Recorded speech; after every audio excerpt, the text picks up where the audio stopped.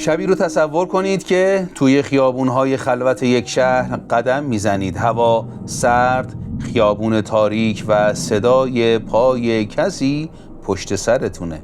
قلبتون تندتر میزنه، اما وقتی برمیگردید هیچ کس نیست. حالا تصور کنید که این حس ترس و وحشت فقط یک خیاله، اما برای بعضی‌ها یک کابوس واقعی بود.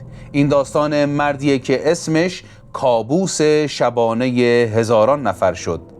یک قاتل خونسرد که نه تنها به قتل عادت داشت بلکه از اون لذت می برد. بله، امروز میخوایم بریم سراغ زندگی بیرحمترین قاتل جهان، کسی که حتی پلیسا هم ازش میترسیدند.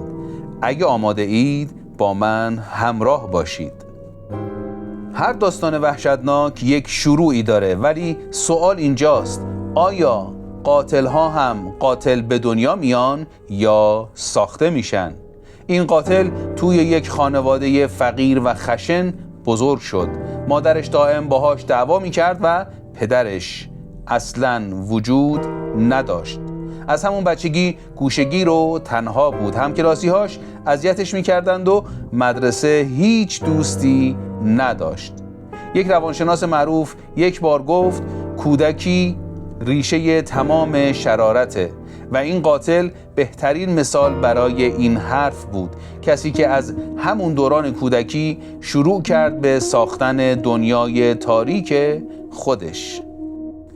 حیوانات اولین قربانیاش بودن، از گربه‌های خیابون گرفته تا پرنده‌های بیگناه. هیچ کدوم از دستش در امان نبودند. همسایه‌ها همیشه میگفتن این بچه یه چیزیش میشه، ولی هیچ کس کاری نکرد تا اینکه این خشونت روزی به انسان‌ها رسید. اولین قتل همیشه سخت‌ترین بخش برای شروع کار قاتل هاست، اما برای این مرد انگار فقط یک شروع ساده بود. قربانی اولش یک زن جوان بود که هیچ وقت فکر نمی کرد آخرین شب زندگیش باشه. قاتل با یک لبخند خونسرد نزدیکش شد و همه چیز تو چند دقیقه تموم شد. پلیس ها هیچ سرنخی پیدا نکردند، اما چیزی که اونا نمیدونستند این بود که این قتل فقط یک شروع برای این هیولا بود. بعد از اون شب قاتل احساس کرد که قدرتش بیشتر شده. اون دیگه یک آدم معمولی نبود، یک قاتل خونسرد بود که میتونست زندگی ها رو از بین ببره و بدون هیچ عذاب وجدانی به زندگیش ادامه بده. حالا بریم سراغ چیزی که این قاتل رو از بقیه متمایز میکنه: روش‌های خشن و هوشمندانش برای قتل. این قاتل هیچ وقت از یک روش تکراری استفاده نمی کرد. هر قتل یک امضای خاص داشت، از خفه کردن گرفته تا استفاده از سم و حتی طراحی صحنه‌های پیچیده که پلیسا رو گیج کنه. یکی از معروفترین قتل‌هاش مربوط به مردی بود که تو خونه خودش کشته شد. هیچ نشونه ای از ورود اجباری وجود نداشت. پلیس ها باورشون نمیشد که قاتل با قربانی دوست شده باشه و بدون هیچ مقاومتی وارد خونه شده باشه. این قاتل یک توانایی خاص داشت: برقراری ارتباط با قربانی‌هاش. اون همیشه با لبخند باهاشون دوست میشد و وقتی اعتمادشون رو جلب میکرد وقتش بود که نقشه رو عملی کنه.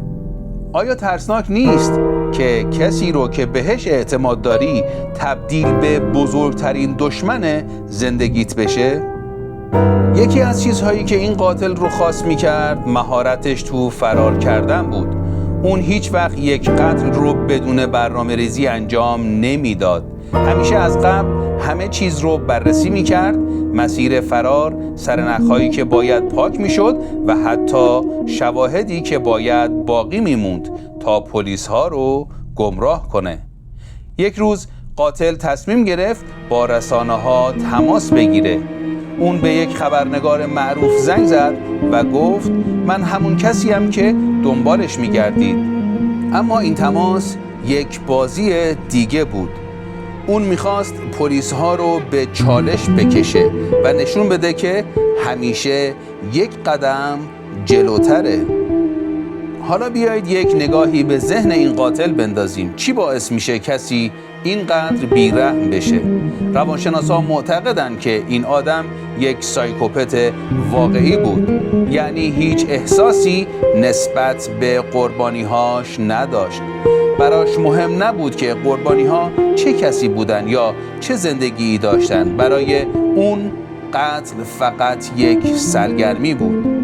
اما چیزی که بیشتر وحشتناک بود خونسردی اون بود. حتی وقتی دستگیر شد هیچ نشونه ای از پشیمونی تو چهرهش دیده نمیشد. بالاخره بعد از سالها پلیسا تونستن با یک اشتباه کوچیک رد قاتل رو پیدا کنن. اما وقتی اونا وارد خونه شدن با چیزی روبرو شدن که هیچ وقت فراموش نمی کنن. دیوارهایی پر از عکس قربانی‌ها، نقشه‌هایی دقیق برای قتل‌های آینده و یک دفترچه که توش تمام جزئیات قتل‌ها رو نوشته بود. وقتی پلیس‌ها دستگیرش کردن، اون فقط لبخند زد و گفت بالاخره پیدام کردید؟ ولی سوالی که هنوز باقی میمونه اینه: آیا واقعاً این پایان کار بود؟ یا اون یک نقشه دیگه تو ذهنش داشت؟ داستان قاتل‌های زنجیره‌ای همیشه پر از سواله. چرا این کارها رو میکنن؟ چطور میتونن اینقدر خونسرد باشن؟ و مهمتر از همه چطور سالها از قانون فرار میکنن؟ حالا شما چی فکر میکنید؟ آیا این قاتل واقعاً بیرحم‌ترین قاتل جهانه؟ یا ممکنه کسانی باشند که حتی از اون هم خطرناکترن؟ نظرتون رو تو کامنت ها برامون بنویسید. اگه از این ویدئو خوشتون اومده لایک یادتون بمونه و کانال ما رو سابسکرایب کنید. همچنین زنگوله رو بزنید تا بتونیم داستان‌های جنایی بیشتری رو باهاتون به اشتراک بذاریم. منتظر شما هستیم تا ویدئوی بعد. بدرود.